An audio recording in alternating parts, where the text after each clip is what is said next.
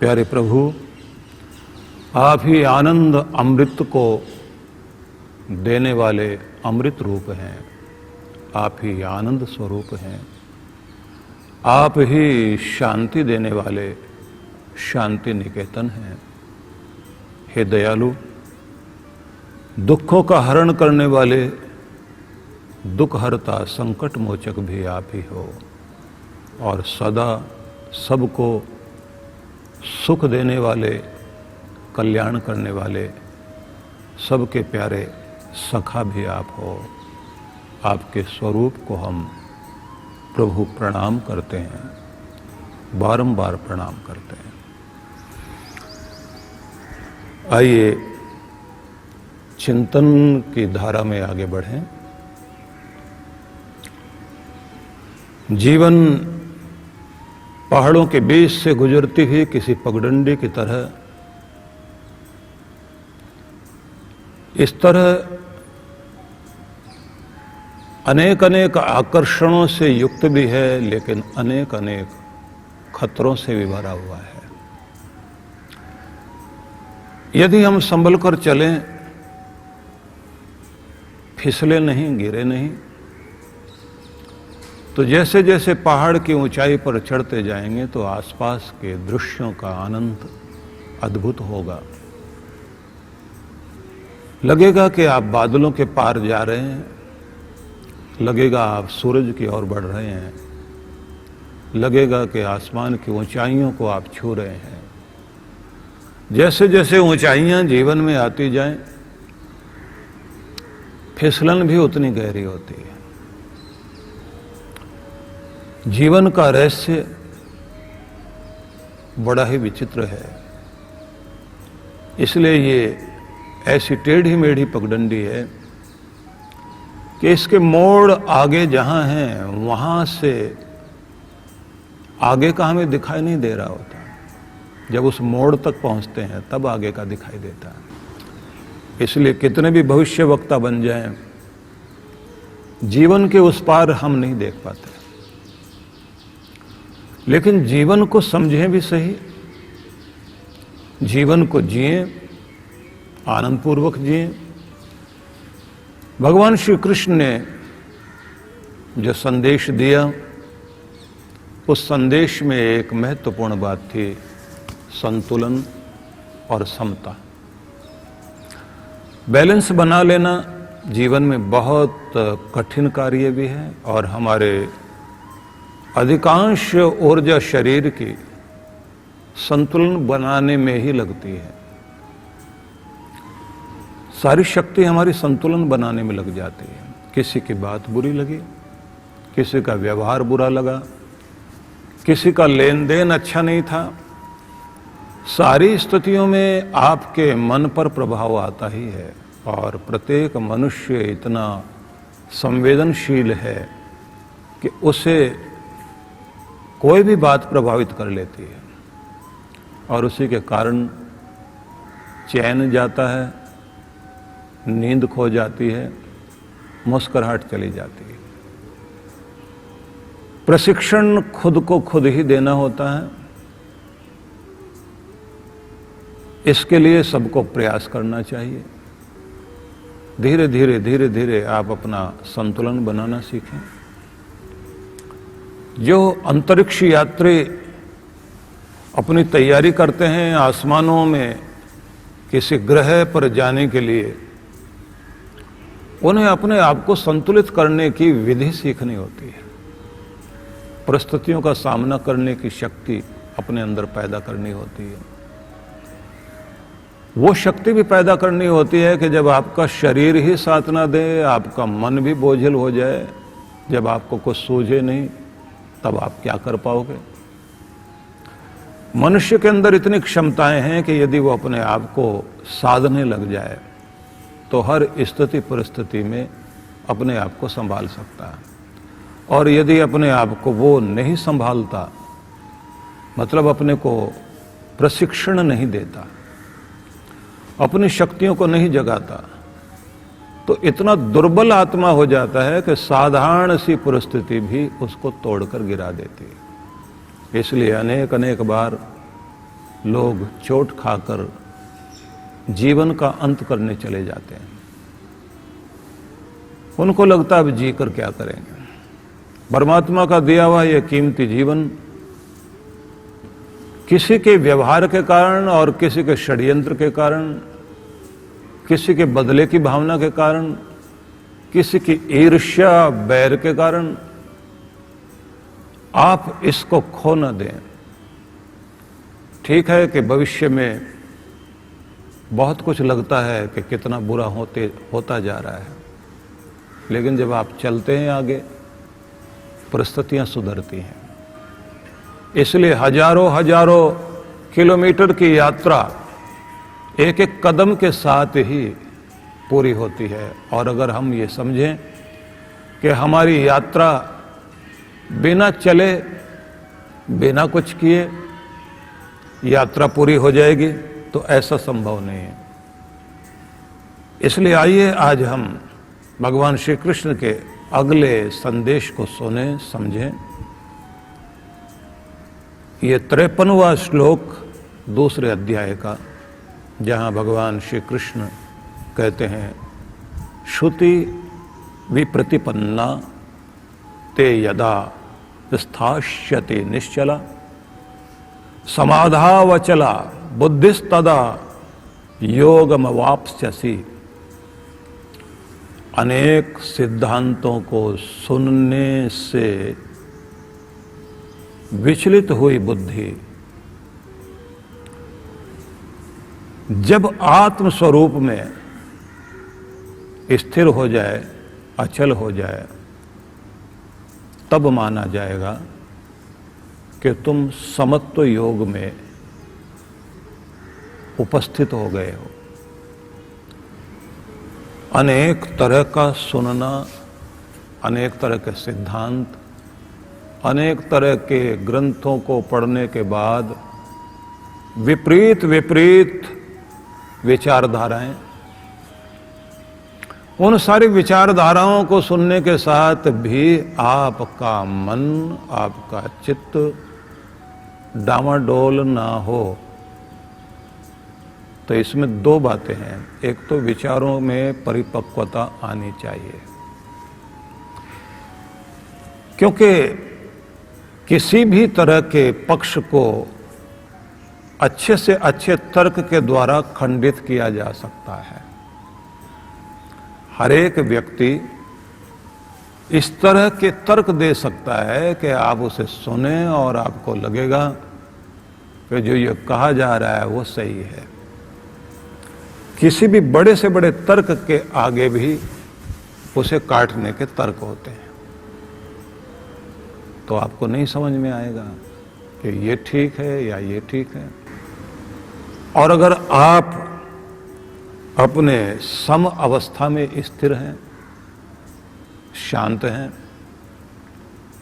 तो आपके ऊपर से ये लहरें आकर निकल जाएंगी, लेकिन आपको प्रभावित नहीं करेंगे। दूसरे ढंग से कहें, आप सामान्य रूप से अगर किसी सत्संग में भी जाने लग जाएं तो आपको रोकने वाले, टोकने वाले, समझाने वाले बहुत तरह के लोग मिल जाएंगे। वो बताने लग जाएंगे कि नहीं, कोई फायदा नहीं यहां जाने का। और अगर आप उन लोगों की भीड़ देखें जो शराब की लाइन में लगे हुए हैं, कोरोना की मार बड़ी भारी, उसके बाद भी घर में आटा दाल खरीदने के लिए पैसे नहीं है, लेकिन कहीं से भी उधार भी जुटाएगा, लंबी लाइन में जाकर लगेगा, डंडे खाएगा। शराब की 2-4 बोतल ले आए तो उसे लगता है उसने पूर्ण पुरुषार्थ कर लिया, और पुरुषार्थ चतुष्टय जो मोक्ष है ना, वो प्राप्त कर लिया उसने। उसे लगता है इससे बड़ा पुरुषार्थ है ही नहीं। जरा विचार कर देखिए, अगर उनसे बात करें आप तो क्या कहते हैं? हर एक आदमी को रिलैक्स होने का अधिकार है, स्वयं को शांत करने का, पीड़ा मुक्त होने का अधिकार है। थोड़ी सी तो चैन सबको चाहिए। 2 घूंट लेंगे शांति मिलेगी। और अगर उसके बाद भी आपको समझाने लग जाएं तो उनके पास तर्क हैं। अगर इतना ही डर लग रहा है कोरोना से, इतना ही डर लग रहा है अन्य सारी चीजों से, तो गवर्नमेंट को ये शराब की दुकानें खोलनी नहीं चाहिए थी। जैसे इतने दिन गुजार रहे थे और भी निकाल लेते। और तर्क तो है उनके पास में।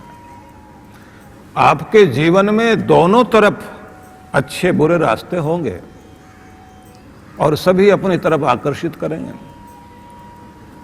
तो आप क्या उन सब रास्तों को देखकर भटकेंगे? क्योंकि मार्ग तो दो हैं। भगवान की तरफ जाने का श्रेय मार्ग भी है और संसार में फंसने का प्रेय मार्ग भी है। लेकिन अगर प्रभु की ओर जाना है तो आपको प्रवृत्ति पंथ से जाना है या निवृत्ति पंथ से जाना है। ये दोनों मार्ग ले जाएंगे आपको। दोनों मार्ग में एक ही बात है। प्रवृत्ति पंथ ये कहता है कि संसार से होकर आप प्रभु की ओर जाइए। ये एक चौड़ी सड़क है जिस पर आप दौड़ते हुए चलोगे, लेकिन धीमी स्पीड रहेगी, क्योंकि आप संसार में तप कर रहे हैं। तरह तरह की आपको ऐसी घटनाओं के बीच से गुजरना पड़ेगा। एक माँ को भी न जाने कितना तप करना पड़ता है, पिता को तप करना पड़ता है अपने बच्चों के पालन पोषण के लिए, कितनी कठिनाइयां भोगनी पड़ती है। लेकिन उसका तप तभी सफल होता है कि जब उन कठिनाइयों के बीच अपने को साधते हुए, सफल होते हुए ईश्वर की ओर तो चलता चला जाए, मोह ममता में आकर और फंसता न जाए। दूसरा मार्ग है वह, जैसे अभी मैंने बताया कि पहाड़ों के बीच से गुजरती हुई कोई पगडंडी। अब इसमें संयम साधना है। संसार में आपको नहीं जाना। अब संसार में नहीं जाना तो इसका मतलब ये है कि फिसलने वाली चीजें, फिसलाने वाली आपके आसपास बहुत होंगी, लेकिन आपने उन आवाजों को सुनना ही नहीं, उधर की तरफ देखना ही नहीं। जो आपको नीचे गिराए उन चर्चा में भाग लेना ही नहीं। उनको देखने और जानने की कोशिश ही मत कीजिए जो आपका पतन कराएं।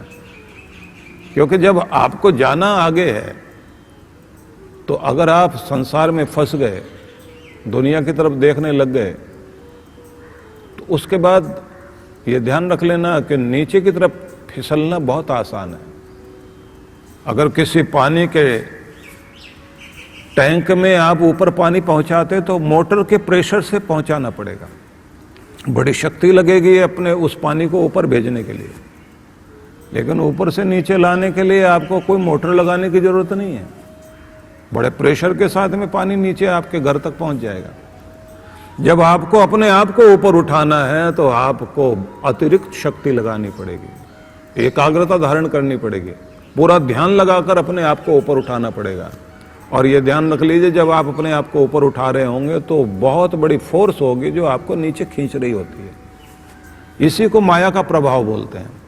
आपको नीचे की तरफ खींचने के लिए बस यही जिंदगी है, एक ही जिंदगी है, मजे लीजिए, आनंद लूटिए। उसके बाद यही यौवन है, यही क्षण है, हाथ से निकल गए, उसके बाद में फिर पछताते रह जाओगे। बहुत तरह के आकर्षण देंगे लोग, और जिसने उन चीजों पर ध्यान देना शुरू कर दिया वो अपने जीवन से दूर चला गया। इसलिए वो विद्यार्थी जो पढ़ने के लिए माँ बाप ने दूर भेजे, एक अच्छी फीस दे करके, वो इंजीनियर बनने के लिए, डॉक्टर बनने के लिए या कुछ और बनने के लिए गए थे, हॉस्टल में रह रहे हैं, तो वहां चंडाल चौकड़ी मिल गई उनको। कहते हैं यही मजे के दिन है। इन्हीं दिनों में अगर मजे नहीं लिए तो फिर आप आगे तो जिंदगी आपकी बोझ वाली चलेगी।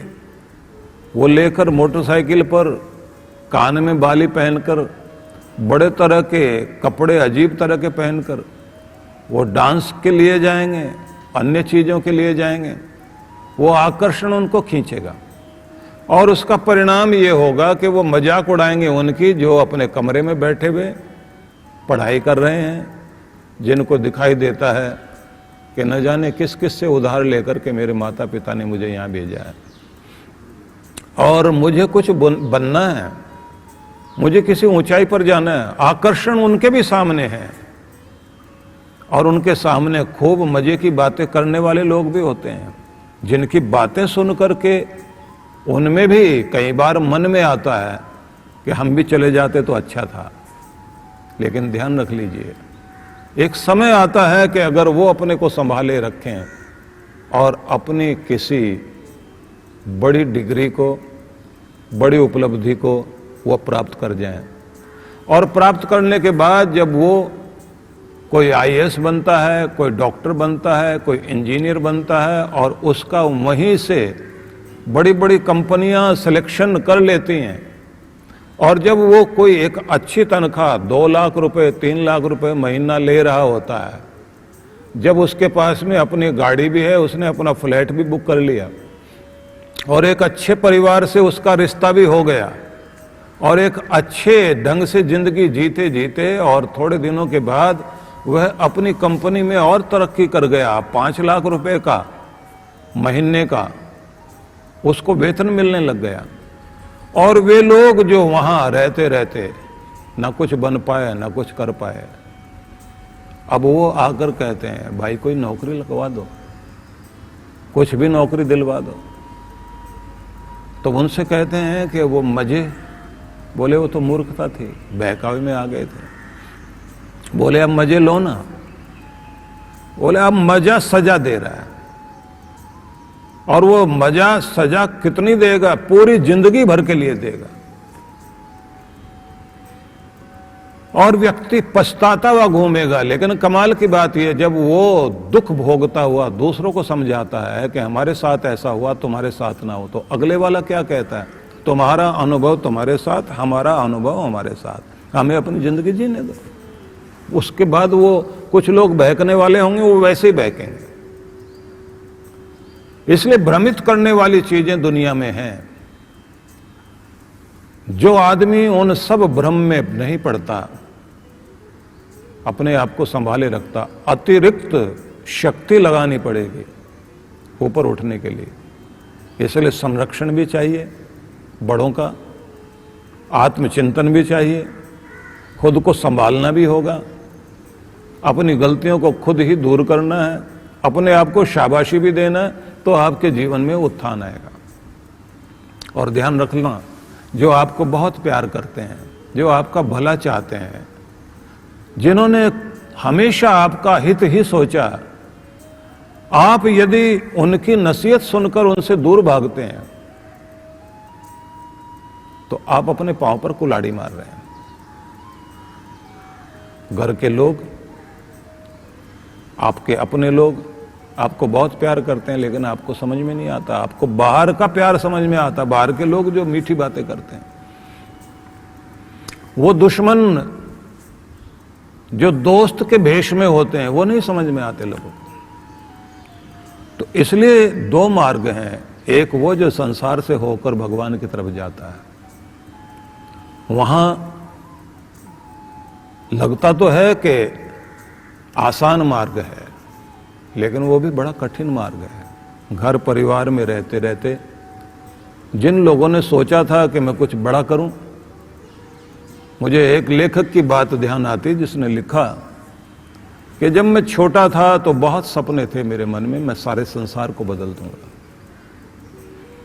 पूरे विश्व से कम कभी मैंने सोचा ही नहीं कि अगर जीवन होना चाहिए तो केवल छोटे से स्थान के लिए नहीं, मैंने पूरे विश्व के लिए कुछ करना है, पूरे संसार में सुधार लाना है। इस दुनिया को बेहतर इंसान की जरूरत है। विश्व मानव कैसा होना चाहिए, मुझे उस पर काम करना चाहिए। अगर हम बेहतरीन समाज का निर्माण करना चाहते हैं तो बेहतरीन मनुष्य की कल्पना मन में होनी चाहिए, और मैं उसके लिए काम करूंगा। बड़ा अच्छा विचार था, लेकिन इस विचार के साथ उसे लगा कि पहले मैं अपने आप को थोड़ा ठीक कर लूं, एक जॉब ले ली, शादी कर ली, नौकरी हो गई, शादी भी हो गई। अब उसके मन में कभी कभी वो विचार उठता है कि बड़ा कुछ करना चाहिए, लेकिन जब भी बड़ा कुछ करने की बात याद आती है तो घर के लोग अपना काम बताते हैं। अब उसे लगता है कि चलो विश्व की बात तो अलग रह गई, अपने देश के लिए कुछ सोचना चाहिए, अच्छे लोगों का संगठन बने, अच्छे लोगों के साथ हम जुड़ जाएं। अब उस तरह के बात करने वाले लोग भी उसको मिलें, लेकिन सभी अपने अपने घर के बारे में सोच रहे हैं। वो फोन पर तो संपर्क में तो बड़ी बड़ी बातें करें, लेकिन वैसे आकर के कुछ भी करने को तैयार नहीं।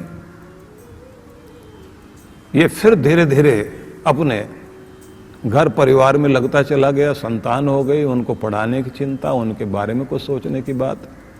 कुछ साल और गुजर गए, अंदर आग फिर भी जागती है कभी कभी। अब वो कहते हैं चलो देश का तो कुछ नहीं हुआ, इस प्रदेश का ही कुछ कर लेते हैं। प्रदेश में भी जो है समस्याएं बहुत हैं। बिजनेस के सिलसिले में हमें जाना पड़ता है, क्योंकि जिस कंपनी में काम करते हैं वो लोग जो है उनका बिजनेस दूर तक फैला हुआ, तो हमें जाना पड़ता है जगह जगह। तो जहां जहां जाएं वहीं लोगों को जागृत करें, वहीं कुछ काम करें। अब वहां भी वो संपर्क करे, लोग वैसे मिलते चले जाएं, उसे लगे कि अब कुछ हो सकता है, लेकिन वहां भी वही लोग मिले। बातें बहुत अच्छी सब करते हैं, लेकिन जब करने की बात आएगी तो बिल्ली के गले में घंटी कौन बांधे, सारे तो चूहे हैं। अब इसको लगा कि थोड़ा सा टाइम आने दो, अभी जरा परिपक्व हो जाएं लोग, अच्छे लोगों की छटनी करते करते फिर हम देखते हैं कुछ अच्छा हो। समय बीतता गया, अब देखा इसने उम्र जो है आधे से भी ज्यादा बीत गई है। अब क्या करें? अब इसके दिमाग में आ गया अपने समाज का ही कुछ कर लें। प्रदेश का तो कुछ हो नहीं पाया, जिस समाज में हम हैं। अब आप सोच लीजिए, राजपूत है तो राजपूत समाज, और ब्राह्मण है तो ब्राह्मण समाज।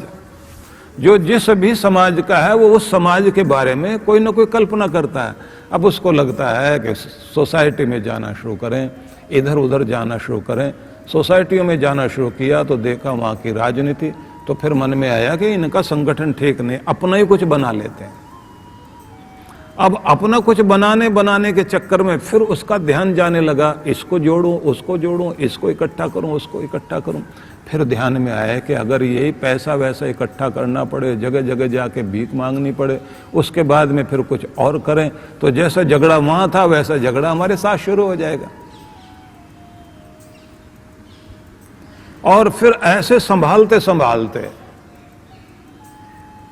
उम्र का पड़ाव फिर आगे बढ़ गया। अब बच्चे बड़े हो गए हैं, उनकी जिम्मेदारियां हैं, मन में आग जरूर है, कुछ होना चाहिए। आखिर में उसको समझ में आ गया कि भैया समाज की बात, बिरादरी की बात तो बात की है, अपने परिवार का ही कुछ कर लेते हैं। अब परिवार के बारे में सोचता है, कभी बड़े बेटे को समझाता है, कभी छोटे को समझाता है, कभी पत्नी को समझाता है, और सारे मिलके फिर इसको समझाते हैं। इसको समझाएं कि तुम ही गलत आदमी हो,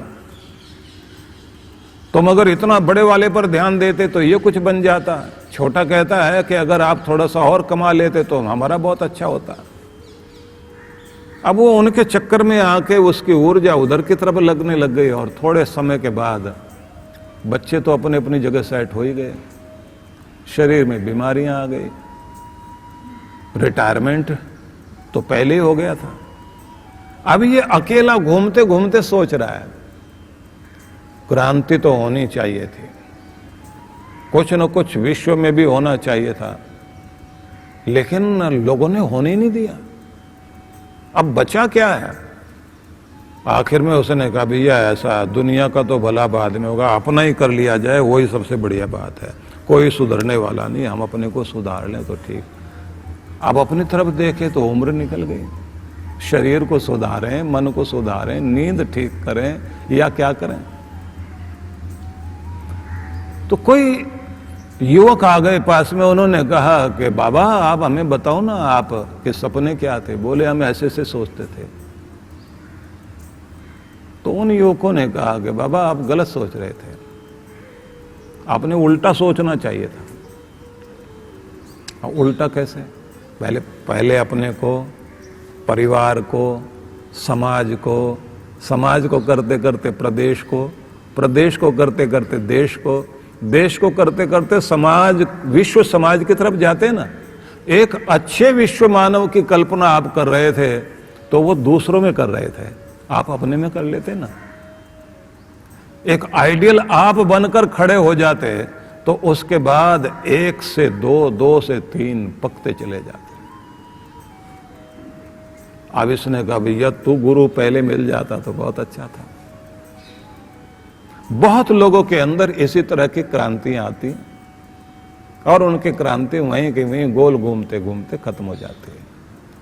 लेकिन यदि आपके अंदर बड़ा कुछ है, आग है, तो आप जहां हैं वहीं से स्वयं में प्रयोग शुरू कीजिए और किसी के साथ अपने आप को समर्पित कर दीजिए, अपने गुरु के साथ, और वहां से एक शुरुआत होगी। ये प्रवृत्ति पंथ है।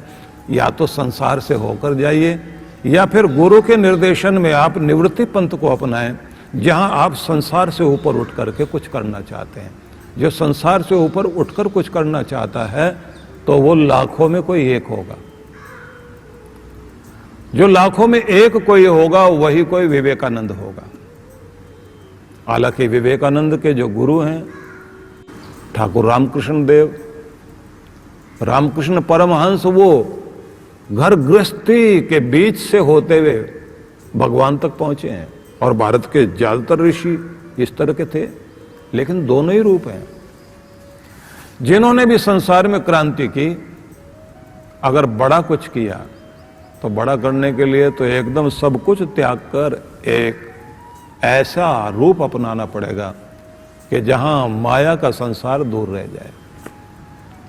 या फिर आप माया के संसार में होते हुए भी कमल बनकर कि दुनिया में हूं, दुनिया का तलबगार नहीं हूं, नहीं चाहिए दुनिया, दुनिया की तलब नहीं है।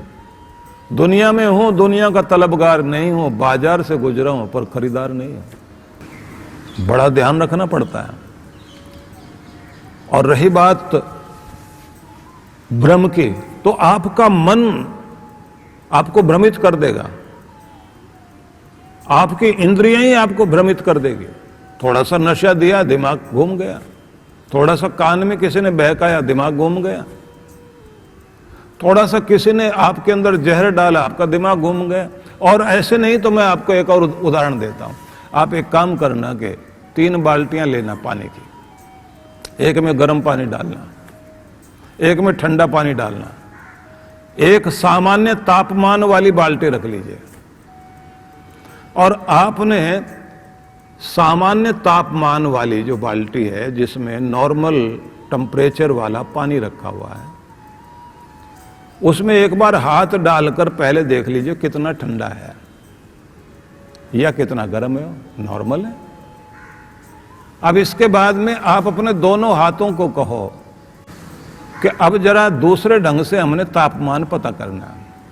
पहले आप गर्म बाल्टी वाले, गर्म पानी वाली बाल्टी में हाथ डालिए, दायां हाथ डाला, और हाथ डालने के बाद में फिर आप ताजे पानी में उस बाल्टी में हाथ डालिए, पूछिए कैसा है पानी। जो गर्म पानी में हाथ डालकर ताजा पानी में डाला तो वो कहेगा पानी ठंडा है,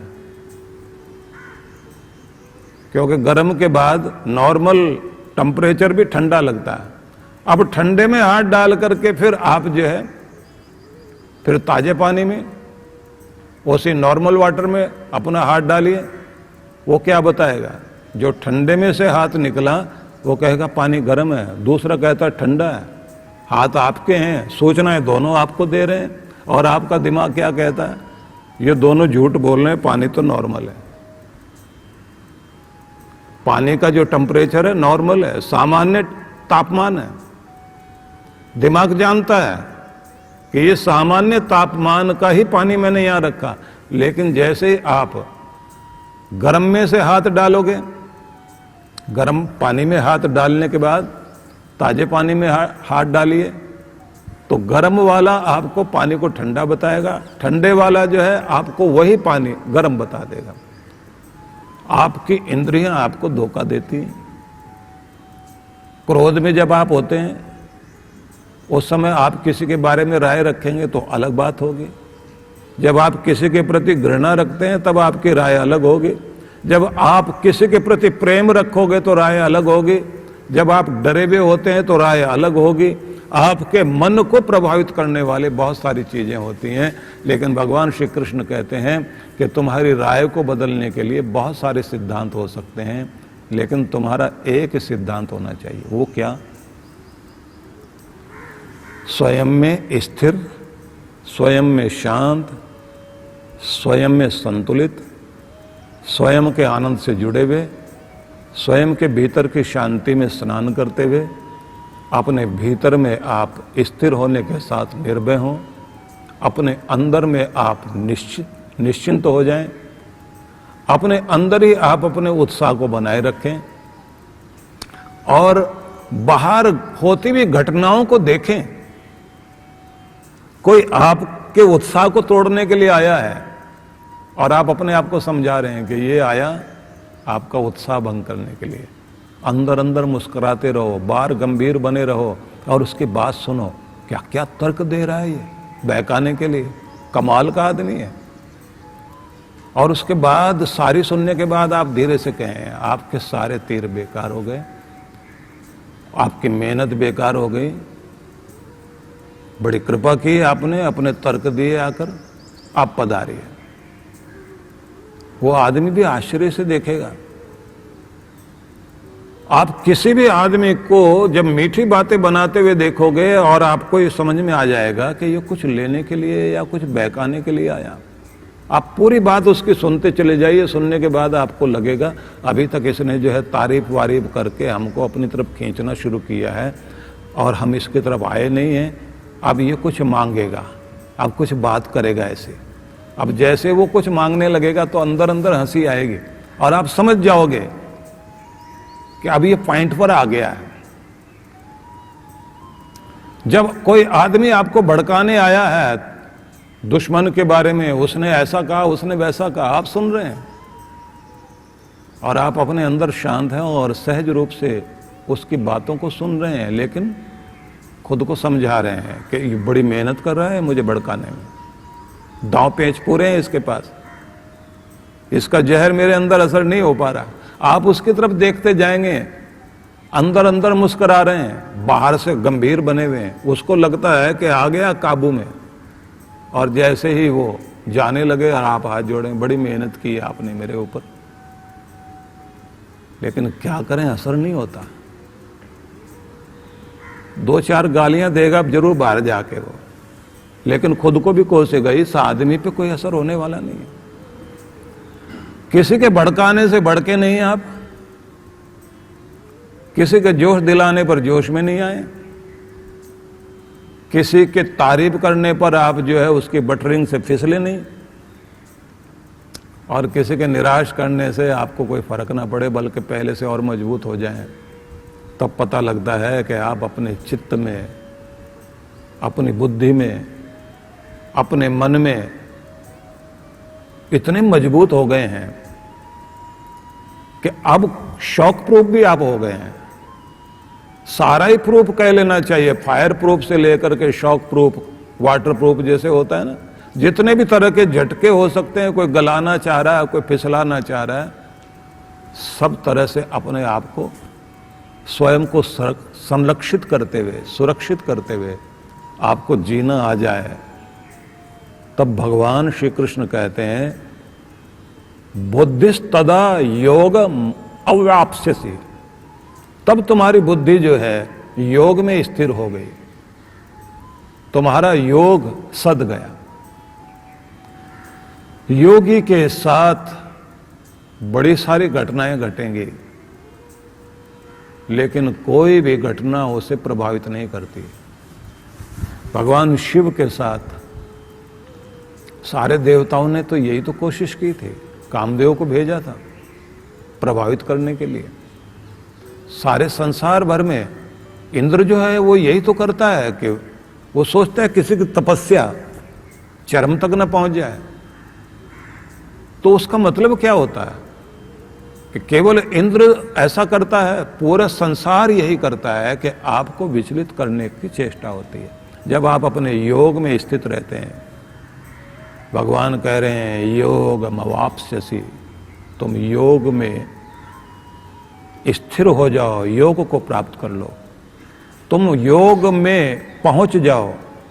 कब? जब तुम्हारा ध्यान ऊपर बना रहे। इसको मैं एक और अंदाज से कहा करता हूं, जो कबीर साहब की पंक्ति है ना, भक्ति की सुधियों करो जैसे गागर पनिहार, हालत डोलत सुरती में कहत कबीर विचार। पनिहारी अपने सिर पर घड़े लेकर चल रही है, लेकिन ध्यान उसका ऊपर ही है। उबड़ खाबड़ रास्ते को देखती जरूर है, ध्यान ऊपर है। उसके बगल में भी घड़ा है, हाथ में बाल्टी पकड़ी भी है, लेकिन ध्यान ऊपर है। रास्ता भी देखती, ध्यान ऊपर है। बातचीत भी करती है, ध्यान ऊपर है। मतलब यह है कि जिसका ध्यान ऊपर परमात्मा में जुड़ा हुआ है, वहां से जिसने अपने आप को संतुलित किया हुआ है, वो फिसल कर गिरने वाला नहीं है। जिसका वहां से ध्यान हट गया, उसके घड़े भी गिरेंगे। वो उदाहरण मैंने अनेक बार आपको दिया, तो इसलिए उसको इस समय सार में ही आप लोग समझ लें। इसलिए कहते हैं कि जीवन एक कीमती अवसर है, जिसको हमने परमात्मा के द्वारा दिए गए इस अवसर का पूरा लाभ लेना है। इसलिए कहते हैं कि जिंदगी का हर पल खुश होकर जियो। जिंदगी का हर पल खुश होकर जियो, क्योंकि हर रोज शाम सिर्फ सूरज ही नहीं ढलता, आपकी अनमोल जिंदगी भी हर दिन ढलती है। सूरज ढल रहा है, इधर उम्र भी ढल रही है, इधर समय बीत रहा है, उधर श्वासों की पूंजी भी बीतती जा रही है। एक दिन क्या समाप्त हुआ, एक दिन की जिंदगी समाप्त हुई। एक सूरज जिस दिन उगता है, उस सूरज के साथ ही आपकी जिंदगी का एक अवसर भी उगता है। इसलिए जिंदगी का हर पल खुश होकर जीना है। जिंदगी का हर पल संतुलित होकर बिताना है। जिंदगी के प्रत्येक पल में अपने आप को संभालते हुए जीना है। जिंदगी के हर पल में आप अपने भीतर की शांति, अपने प्रेम, अपने आनंद को संभाले रखें। ये बड़ा महान संदेश है।